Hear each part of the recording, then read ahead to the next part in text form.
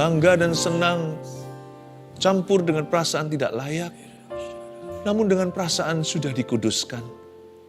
Sungguh Tuhan, setiap orang yang merasa tidak layak di hadirat-Mu, siapapun kami di antara keluarga Saat Teduh, berikan kesaksian roh di dalam hati, bahwa mereka diterima. Dan Tuhan menerima kami apa adanya, mengubah kami serupa dengan gambar rupanya. Terima kasih Tuhan, sampaikan sabda-Mu, biar kasih-Mu bertata sungguh. Kasih Yesus bertata di dalam seluruh kehidupan kami, atas tubuh jiwa roh kami. Kasih itu yang terbesar, biar kasih Yesus yang sempurna itu bertata. Ubahkan kami semuanya, love changes the heart. Terima kasih Tuhan. Sampaikan sabda-Mu, sembunyikan hamba-Mu di balik salib-Mu, dalam nama Yesus. Haleluya, amin. Puji Tuhan. Saya merasakan waktu berdoa tadi ini, bahwa ada di antara kita yang merasa nggak layak di hadirat Allah. Mungkin perasaan itu berfondasi. Mungkin Anda sudah melakukan sesuatu. Atau melakukan sesuatu yang mendukakan hati Allah. Atau bisa jadi perasaan itu nggak ada dasarnya. Tapi berupa hati aja yang nggak merasa aman. Inti ceritanya di sini. Yesus mati di kayu salib. Anda sudah diterima apa adanya. Bukan berarti Anda tidak akan berubah. Tuhan akan mengubahmu. Tapi kasihlah yang mengubahkan kita. Mari saya ajari kita hari ini firman tentang kasih. Kita buka bersama-sama di 1 Korintus pasal 13 ayat 1-4. Beri judul kasih itu sabar. Kasih itu sabar. Jaga-jaga jikalau ada di antara kita yang merasa Tuhan itu masih marah sama Anda. It's not true. Tuhan itu sabar. Bisa marah tapi nggak gampang murka. Allah kita itu sabar. 99% ketika kita merasa Tuhan lagi marah sama kita, kita selalu salah. Ternyata Tuhan itu ingin membantu dan menolong kita. Tuhan itu tidak marah sama Anda. Saya ulang lagi, saya rasa Roh Kudus suruh saya menyampaikan ini sekali lagi ke telinga Anda. God is not angry with you. Tuhan itu sabar, Allah itu kasih. Tapi kita baca dulu ayatnya, supaya kita belajar menjadi seperti Dia. 1 Korintus 13, ayat 1-4 bunyinya, sekalipun aku dapat berkata-kata dengan semua bahasa manusia dan bahasa malaikat, tetapi jika aku tidak mempunyai kasih, aku sama dengan gong yang berkumandang dan canang yang gemerincing. Sekalipun aku mempunyai karunia untuk bernubuat, dan aku mengetahui segala rahasia dan memiliki seluruh pengetahuan, dan sekalipun aku memiliki iman yang sempurna untuk memindahkan gunung, tetapi jika aku tidak mempunyai kasih, aku sama sekali tidak berguna. Dan sekalipun aku membagi-bagikan segala sesuatu yang ada padaku, bahkan menyerahkan tubuhku untuk dibakar, tetapi jika aku tidak mempunyai kasih, sedikit pun tidak ada faedahnya bagiku. Ayat 4, kasih itu sabar, kasih itu murah hati, ia tidak cemburu, ia tidak memegahkan diri dan tidak sombong. Berhenti di situ, sisa ayat baca sendiri. Tapi saya bahas ayat 1 sampai ayat 4. Definisi kasih yang saya mau jelaskan sedikit saja cukup. Kita hayati satu persatu ya. Daripada banyak-banyak dangkal semua, mending satu tapi kita dalami. Karena satu ini adalah pembukaannya. Kasih itu sabar, itu yang jadi judul tema kita hari ini. Sebenarnya orang yang sabar itu seperti Tuhan. Kalau kita mau menjadi seperti Kristus, kita harus panjang sabar. Tapi orang sabar nanti ujungnya kesal. Kata dunia sih begitu. Jangan bersandar pada pengertianmu sendiri. Karena pikiran manusia itu menyesatkan. Orang sabar itu malahan dicinta dan dibela Tuhan. Tuhan sayang sama orang yang sabar. Orang yang sabar itu dieman sama Tuhan, disayang. Jadi Tuhan yang berkepentingan. Karena orang sabar itu langka di dunia ini. Kasih itu sabar. Sebelum kita bicara tentang murah hati, tidak cemburu, tidak memegahkan diri, tidak sombong, lalu lanjutan di bawahnya masih banyak, tidak melakukan yang tidak sopan, tidak cari keuntungan sendiri dan sebagainya. Hidangan pembukanya itu kesabaran.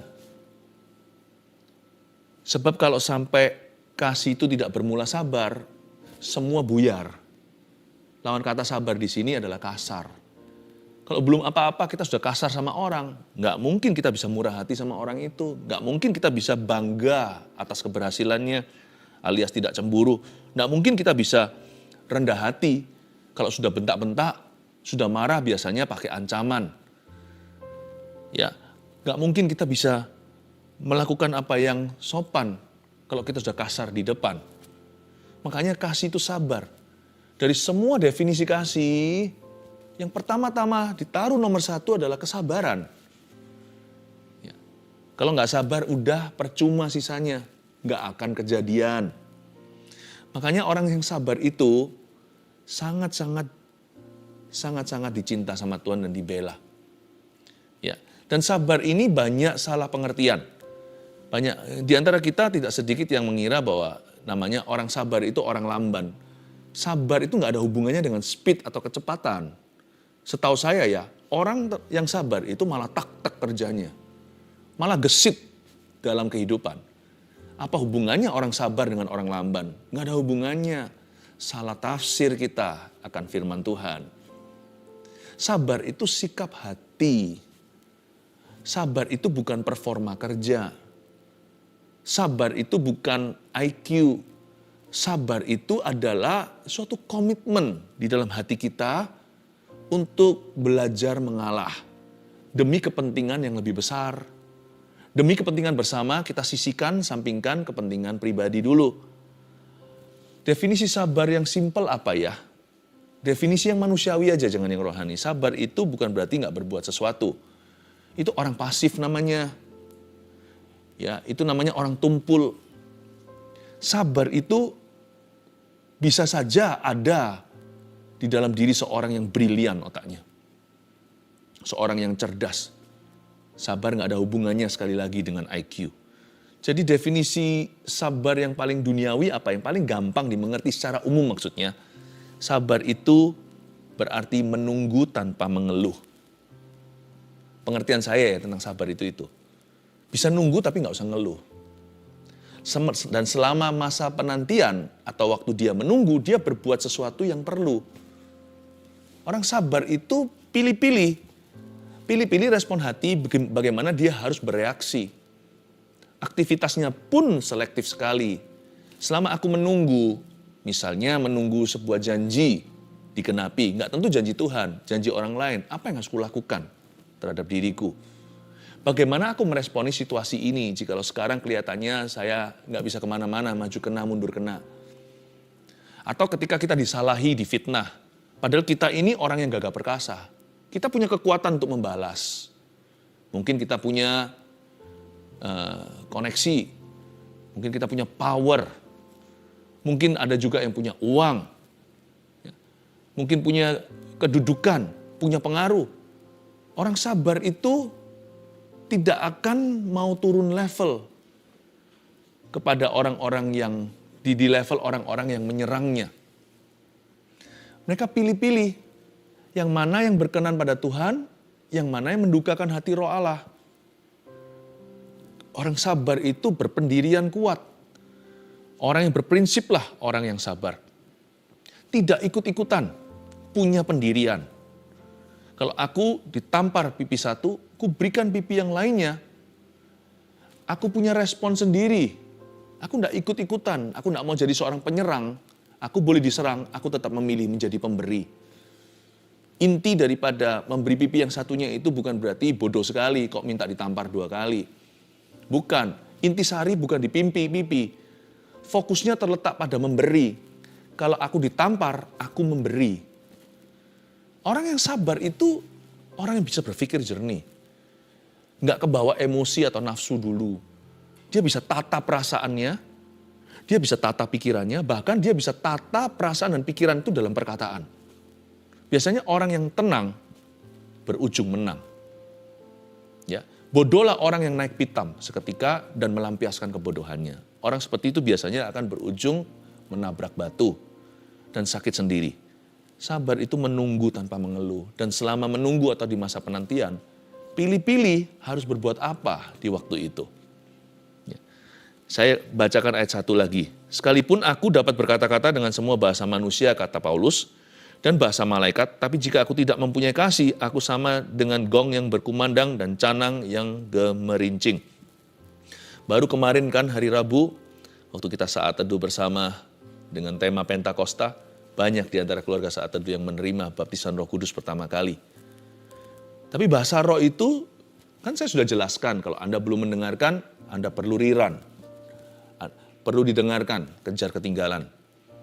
Saya jelaskan secara teknis kan, jelaskan secara logis, secara ilmiah. Bahasa roh itu karunia. Karunia itu berarti fungsi, itu tool, atau sebuah kendaraan menuju goal akhirnya, yaitu membangun iman. Supaya kita hidup berkemenangan untuk berdoa syafaat. Tetapi sekalipun karunia itu perlu, kasih itu paling besar. Buat apa kita punya karunia, bahkan bisa bicara bahasa malaikat, bahkan bisa bicara semua bahasa manusia, dengan segala pengetahuannya, tapi kalau kita tanpa kasih, di mata Tuhan kita tong kosong, nyaring bunyinya. Tetap kita harus mengambil keputusan untuk meresponi segala sesuatu dengan kasih. Orang yang mengasihi itu tidak lembek. Orang mengasihi itu tidak lemah. Orang lemah lembut itu bukan sebuah kelemahan loh. Kelemah lembutan itu bukan kelemahan. Mana bisa disebut lemah lembut? Kecuali kalau orang itu bisa membalas tapi tidak mau, barulah orang itu lemah lembut. Kalau orang itu nggak bisa balas, namanya orang itu bukan lemah lembut, orang itu nggak punya pilihan. Orang yang mengasihi itu orang yang kuat, bukan orang yang lemah. Karena itu orang yang berkarunia harus memutuskan setiap hari untuk hidup dalam kasih. Tidak boleh kita itu menggunakan karunia atau menyalahgunakan karunia itu untuk perkara-perkara yang salah, untuk melukai orang lain. Karunia itu seperti misalnya obeng, seperti gergaji, seperti palu dan paku. Itu sebuah tool atau sebuah alat menuju sesuatu. Tetapi yang Tuhan cari dalam kehidupan kita adalah bagaimana kita mempraktekkan kasih dalam kehidupan ini. Puji Tuhan, dengan bahasa roh, bahasa lidah saya bisa berdoa untuk keluarga saat teduh. Semua. Sekalipun saya tidak tahu satu persatu. Saya bisa bersyafaat dengan dalam tanpa mengenal satu persatu siapa sedang bergumul dengan apa. Kalau nggak gitu kepala saya bisa meledak tahu rahasia setiap manusia. Puji Tuhan, bahkan karunia yang saya miliki pun saya amalkan untuk jiwa-jiwa. Saya amalkan untuk Anda. Apa yang saya miliki, saya persembahkan kepada Tuhan sesuatu yang berguna dalam kehidupanmu. Karunia pun bekerja melalui kasih. Sebab tanpa kasih kita adalah gong yang berkumandang dan canang yang gemerincing. Sekalipun aku mempunyai karunia untuk bernubuat ayat 2 dan aku mengetahui segala rahasia dan memiliki seluruh pengetahuan. Dan sekalipun aku memiliki iman yang sempurna untuk memindahkan gunung terjadi mujizat misalkan. Tapi jika aku tidak punya kasih, aku sama sekali useless, tidak berguna. Karunia pun bekerja melalui kasih. Dan sekalipun aku membagi-bagikan segala sesuatu yang ada padaku, bahkan menyerahkan tubuhku untuk dibakar, jadi martir. Tapi jika aku tidak mempunyai kasih, sedikit pun tidak ada faedahnya bagiku. Kita sudah baca 3 ayat ya. Jadi kita sekarang sudah berada di kilometer pewahyuan bahwa kasih itu yang terpenting, kasih itu yang terbesar. Jadi mari kita sepakat dulu that love is the most important. Nah sekarang kita pelajari definisi kasih, hanya satu yang saya bagikan di episode saat teduh kali ini. Kasih itu sabar. Kasih itu murah hati, ia tidak cemburu, ia tidak memegahkan diri dan tidak sombong. Katakan kasih itu sabar. Sekali lagi katakan, kasih itu sabar. Kasih itu sabar. Tadi saya sudah jelaskan, tidak perlu diulang. Tuhan taruh nomor 1 definisi kasih adalah kesabaran. Tuhan itu nggak iseng. Ini bukan kebetulan. Pasti ada maksud ilahi di dalamnya. Kenapa kesabaran? Kenapa tidak kasih itu pertama-tama ditaruh adalah rendah hati? Atau kasih itu ditaruh yang nomor 1 adalah kemesraan? Atau tidak menyimpan kesalahan? Kenapa kesabaran? Seperti yang saya katakan, kalau tidak dimulai dengan sabar, sisanya buyar. Sekarang kita melihat 3 level sabar. Catat ini, saya kasih beberapa poin hari ini ya. 3 level sabar itu apa aja? 1, sabar terhadap yang menyebalkan. Nah, kalau kita mau uji kasih, jikalau kita mau ujian kesabaran, mari kita jangan bandingkan dengan orang lain. Sama aja kalau bandingin dengan orang lain, kadang-kadang kita menang, kadang-kadang kita kalah. Tapi kalau kita bandingkan dengan kebenaran, maka kita akan diubahkan. 3 level sabar yang pertama yang harus kita hayati. Hayati dengan seksama dan amalkan. Kita jalankan, kita praktekkan, kita lakukan. Dan minta kuasa Roh Kudus membantu kita. Bukankah roh di dalam kita lebih besar daripada roh di dalam dunia? Kita harus sabar terhadap yang menyebalkan. Belajar dari Yesus. Tuhan Yesus waktu 3,5 tahun itu memuridkan murid-muridnya. Ini orang-orang tegar tengkuk. Sama seperti kita. Susah banget gitu loh, kadang-kadang sebel gitu. Kok nggak ngerti-ngerti? Pernah sekali Tuhan Yesus sampai secara verbal nyatakan, berapa lama lagi aku harus tinggal dengan kamu, angkatan yang kurang percaya? Berapa lama lagi kamu akan begini? Bukankah aku sudah beritahu? Pernah sekali lagi Tuhan Yesus lagi bicara sebuah perumpamaan atau ilustrasi tentang ragi orang Farisi. Mereka kira Yesus cari roti. Aduh. Ya. Lalu Tuhan Yesus berkata, belumkah kau memahami? Aku nggak maksudnya roti. Masa kamu lupa sih? Waktu 5 roti 2 ikan, berapa orang makan? 5.000 guru. Waktu itu ada 4.000 orang yang kasih makan, berapa bakul sisanya? 7 guru. Masa aku bicara tentang ini? Masa kamu belum ngerti-ngerti sih? Kok nggak pinter-pinter? Yang kumaksudkan di sini adalah ahli Taurat. Yang kumaksudkan adalah kemunafikan. Tuhan Yesus itu diuji kesabarannya sama orang-orang seperti kita. Waktu di Galilea sama 12 muridnya. Orang-orang yang menyebalkan pasti ada di sekeliling kita. Kalau nggak ada, mungkin kita lah orangnya. Ya, sabar terhadap yang menyebalkan. Tapi dalam cerita Injil, sekalipun Yesus mengeluhkan sekali-kali dan berkata, lu orang kalian itu kok begini terus ya, kapan majunya? Selalu berakhir setiap episodenya, Yesus sabar lagi. Makanya Tuhan itu panjang sabar. Artinya sabar, sambung sabar, ditambal terus sabarnya. Kita harus gitu mau gak mau. Mau gimana lagi?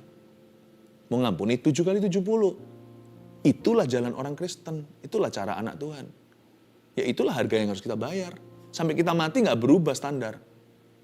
Kita mesti sabar terhadap yang menyebalkan. Dan kadang-kadang kalau kita merasa orang lain terlalu menyebalkan, kita sudah nggak bisa maju 1 kilometer lagi untuk mengampuni. 7 kali 70 sudah sampai jatuh tempo, udah sampai ke perbatasan, udah 490, udah nggak bisa lagi tambah 1. Kita merasa kita sudah terlalu menerima orang itu. Kita sudah terlalu toleransi dengan kelemahannya. Waktu kita sudah nggak tahan lagi, ingatlah Tuhan merasakan yang sama dengan Anda. Hai orang berdosa, sebagaimana dosamu diampuni, ampunilah sesamamu. Jika engkau tidak mengampuni sesamamu, aku tidak akan mengampunimu, kata Tuhan Yesus. Kalau Tuhan bisa sabar sama kita yang menyebalkan, kita mesti sabar kepada orang lain yang menyebalkan pula. Kedua, sabar terhadap yang membosankan. Tuhan Yesus itu dinyatakan sebagai anak Allah waktu berusia 30 tahun. Kemana aja? Waktu umur 1, waktu jadi orok bayi lahir di Bethlehem sampai umur 30. Tuhan Yesus dikenal sebagai anak tukang kayu. Anaknya Yusuf. Berarti Tuhan Yesus sebelum menjadi anak Allah dinyatakan sebagai the Son of God, dia sebagai anak manusia. Suatu titel yang Tuhan Yesus pakai terus ketika mengajar atau ketika mempresentasikan dirinya. Tuhan itu gak sok-sokan. Dia berkata, anak manusia. Jikalau anak manusia datang, adakah ia mendapatkan iman? Anak manusia datang untuk melayani, bukan untuk dilayani. Humble kan? Karena Tuhan Yesus tren-trenannya gini. Bapa di sorga mengizinkan putra mahkota, anak Allah yang tunggal, menjadi anak manusia setia dalam perkara-perkara yang membosankan. Urusan kayu, prakarya, bantu papa di dunia. Ya, mungkin bantu Korah-Korah Maria. Kan setelah sang perawan Maria itu melahirkan Yesus di palungan. Kemudian barulah menikah dengan suaminya, yaitu Yusuf. Dikaruniai anak-anak kan. Jadi Yesus ada adik-adik. Mungkin Yesus juga ganti diapernya, nggak tahu zaman itu pakai apa, tentunya beda dengan zaman sekarang. Ya, mungkin bantu cuci botolnya, gelasnya, perkara yang membosankan. Sabar itu nggak tentu sama orang. Sabar itu juga dengan perkara sehari-hari. Sabar juga dengan activity, dengan tugas-tugas kita. Kalau kita mau memuliakan Tuhan, jangan hanya dalam perkara besar. Dalam perkara kecil mesti sabar. Makanya kalau di sini ada yang usianya masih studi, sabar itu artinya belajar. Kalau yang kerja, belajar untuk setia dalam perkara sederhana. Jadi orang yang bisa dipercayai, jangan melulu menuntut gaji. Atau menuntut naik gaji maksud saya. Itu sabar. Kalau kita sedang membangun sesuatu bisnis sendiri, jangan ada godaan di hati untuk mau lekas kaya. Belajar menabung pelan-pelan, itu juga bentuk memuliakan Tuhan. Sabar terhadap yang membosankan. Yang ketiga sabar, apalagi? Sabar di dalam penderitaan. Nah yang ini susah.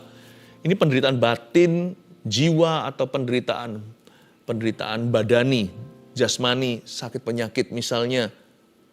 Atau bukan fisik, tapi makan hati. Aduh, tersiksa batinnya.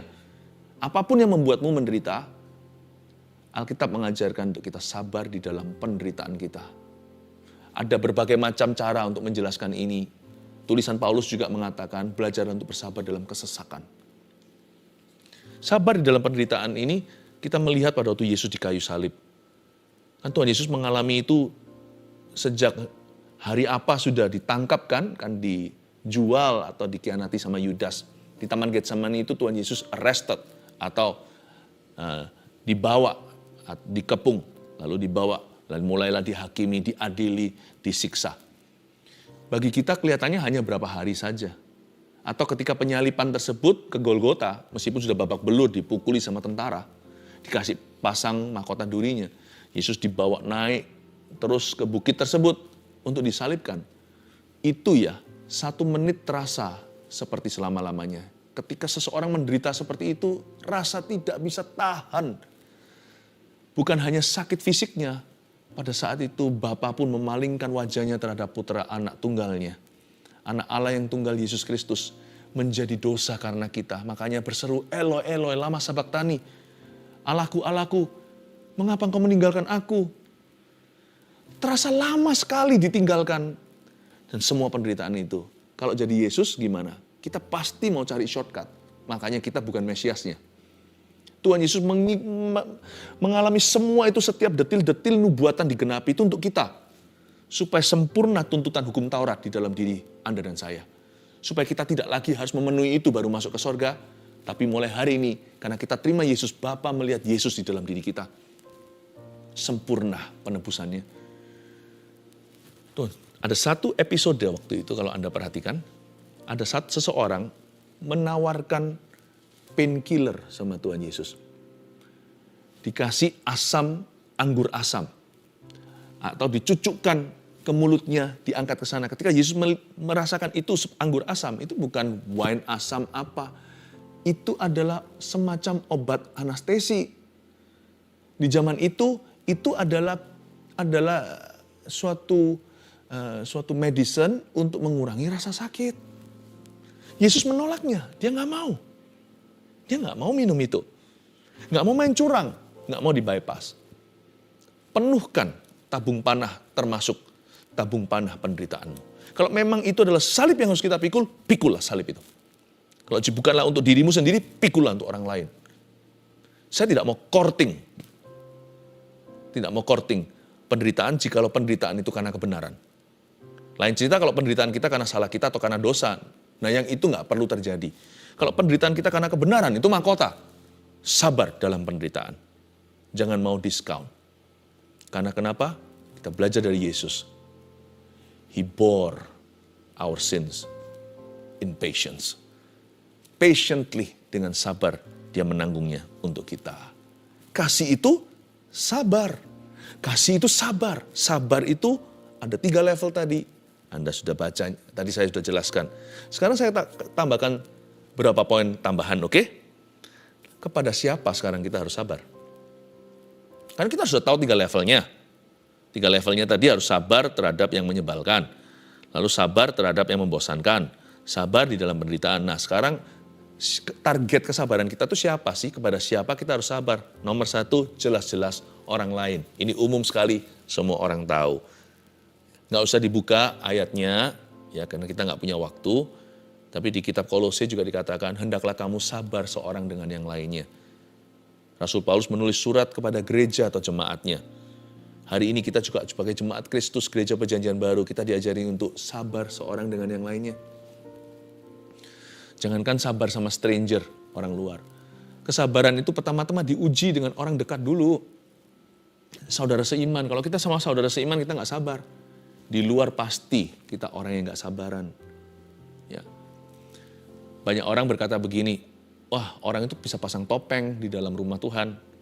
Bisa sabar di sini, nggak sabar di sana. Tapi juga nggak gampang gitu. Kalau sekali-kali hanya datang dan pergi, dia bisa pasang topeng. Tapi kalau dia sudah hidup bersama, minggu lepas minggu, pelayanan bareng, meskipun tidak tinggal serumah, pasti besi menajamkan besi, manusia menajamkan manusia. Sebenarnya ujian kesabaran itu pertama-tama di dalam gerejanya. Nggak apa-apa orang belajar sabar di gereja dulu, kurang sabar di luar. Nanti kalau dia bisa sabar di sini, dia bisa sabar di situ. Ini level 1. Kepada siapa kita harus sabar? Paulus berkata, sabarlah kamu seorang dengan yang lainnya kepada jemaat di Kolose. Tulis saja, orang lain kita harus sabar. Minta roh yang sabar ya, belajar lebih sabar. Bisa nggak letakkan tangan di dada seperti ini? Bilang, Tuhan, beri aku roh yang sabar. Katakan, beri aku roh yang sabar. Saya juga mau. Yang kedua, kepada siapa kita harus sabar? Diri sendiri. Believe it or not. Ada orang yang mahir ampuni orang lain, tapi kalau dia sendiri yang buat salah, wah, selama-lamanya dia akan mengingat kesalahannya. Kalau Anda hutang sama orang, ya jangan lupakan hutang Anda ya harus dibayar. Jangan, aku sudah ampuni diriku sendiri. Ini bukan bicara soal fisik ya, ini bicara soal memori. Bicara soal perasaan tidak layak, tertuduh yang terlalu lama. Tertuduh itu nggak berguna soalnya, nggak membuat kita bertobat. Kalau kita bertobat ya sudah, nasi udah jadi bubur dimakan. Apapun konsekuensinya dijalani. Tapi ampuni dirimu sendiri supaya bisa move on dan fokus pada perbuatan kebenaran. Daripada kita memukul-mukul diri sendiri dan menyiksa diri sendiri, lebih baik kan kita bertobat saja dan tinggalkan dosa kita. Daripada kita menyesal-menyesal tanpa ujungnya, mendingan menyesal sekali dan sungguhan, kalau perlu nangis beneran di kaki Tuhan. Setelah itu keesokan hari, belajar dari kesalahanmu dan berubah. Tinggalkan dosa lamamu, dan mulai hari ini belajar berbuat benar. Itu lebih berguna daripada 1 tahun merasa bersalah terus, tapi yang gak berubah. Penting sekali untuk bisa menerima diri sendiri. Kita harus sabar sama diri sendiri. Sekali lagi saya mengutip kata-kata Paulus di Filipi, bukannya aku ini sudah sempurna, tapi aku mengejar itu. Kulupakan yang lalu dan mengarah pada tujuan, berlari-lari kepada panggilan sorgawiku, yaitu mahkota kebenaran.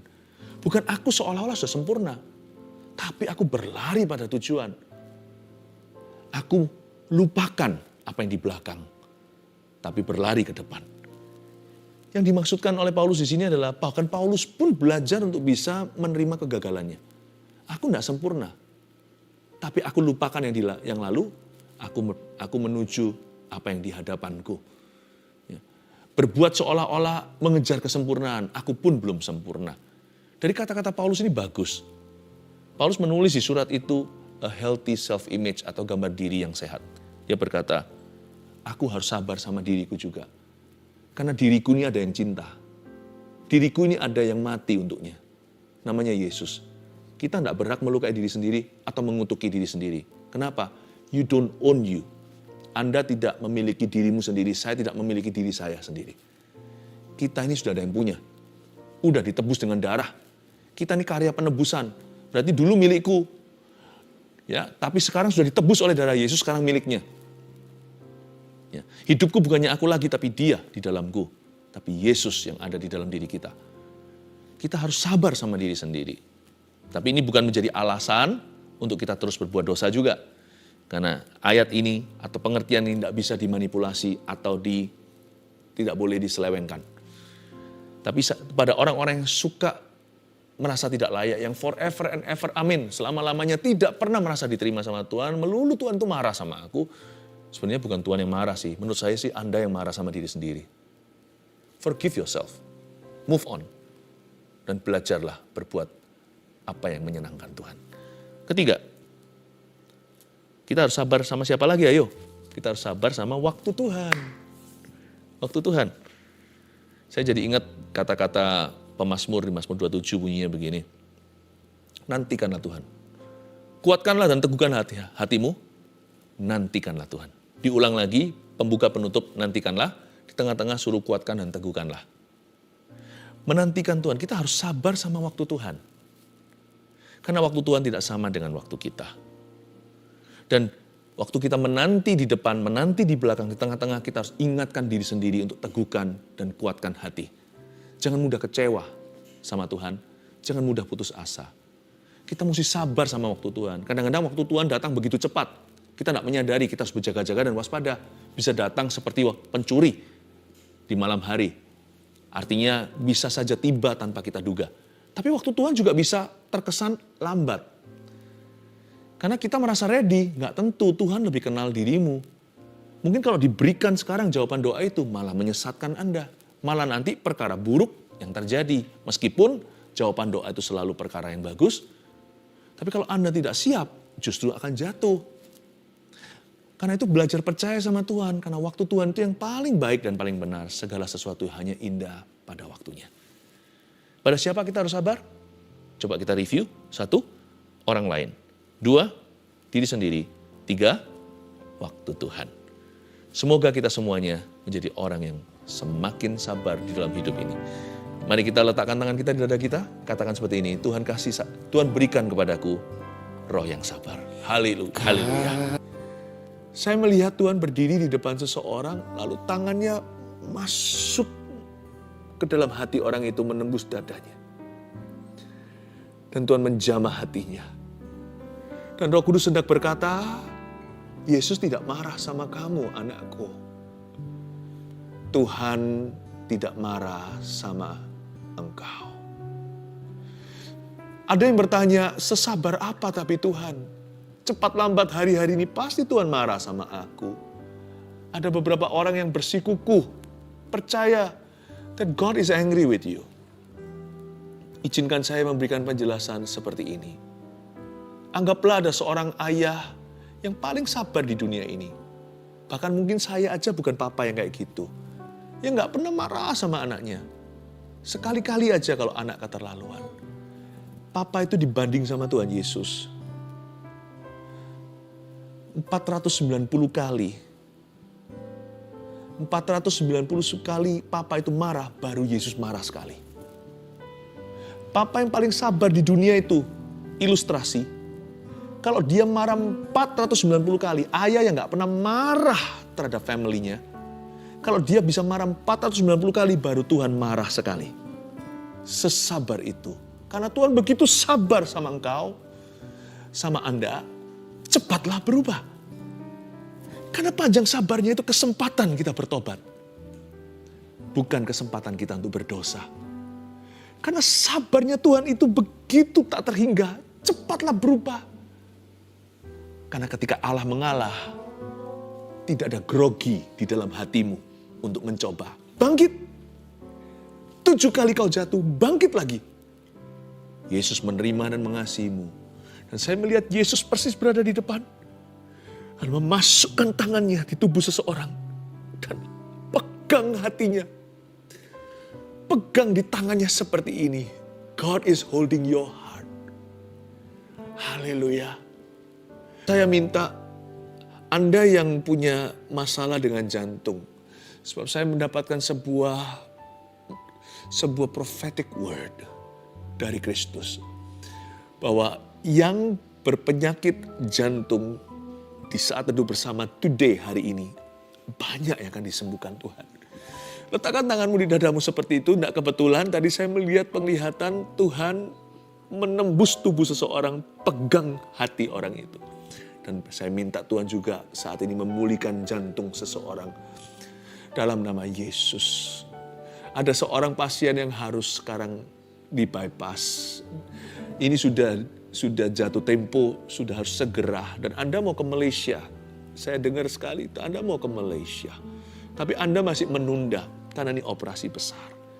Pergi ke dokter lagi, dicek lagi. Sebab hasilnya kali ini akan beda. Keadaannya tidak sefatal itu karena Tuhan mengubah vonis yang terjadi. Tidak salah dengan yang lalu, tapi Tuhan mengadakan perubahan pada jantungmu. Di treatment saja Tuhan akan sembuhkan. Dalam nama Yesus, saya melihat satu orang ibu-ibu sudah berusia yang pakai alat deteksi jantung ketika menonton Saat Teduh Bersama Today. Anda memang minta kesembuhan, Anda berharap sekali supaya Allah, supaya Roh Kudus menyebutmu. Saya melihat Anda pakai itu karena lagi dites selama berapa jam atau selama sehari untuk tahu rekaman jantungnya. God bless your heart di dalam nama Yesus. Semua kelainan-kelainan jantung aku tengking dalam nama Yesus. Semua kelainan jantung aku tengking dalam nama Yesus. Aku berdoa, setiap arteri-arteri aku berkati. Semua blockage kalau ada di antara orang-orang sekarang ini berdoa, setiap blockage atau setiap penyumbatan dalam nama Yesus. Aku minta clearance dari Tuhan. Tuhan bersihkan semuanya. Roh Kudus mengalir di setiap channel-channel itu yang buntu. Aliran sungai dari tahta Allah itu. Aliran sungai Roh Kudus di dalam jantung seseorang. Terima kasih Tuhan. Beri kami jantung yang kuat ya Tuhan untuk melayani-Mu. Terima kasih Tuhan. Dalam nama Tuhan Yesus Kristus. Saya melihat juga ada satu orang yang ini bukan jantung. Saya melihat pergelangan kaki kanan seorang yang bengkak Tuhan sembuhkan. Dan juga asam uratnya pun disembuhkan Tuhan. Saya melihat pergelangannya itu bengkak di sebelah sini. Sekarang kempis ketika saya mengucapkannya di dalam nama Yesus Kristus. Tuhan baik. Amin.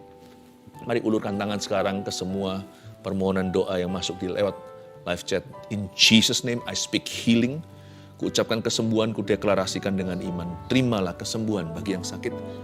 Dan setiap mujizat yang bukan kesembuhan fisik pun, I pray Tuhan open dan buka sorga dan tingkap-tingkapnya.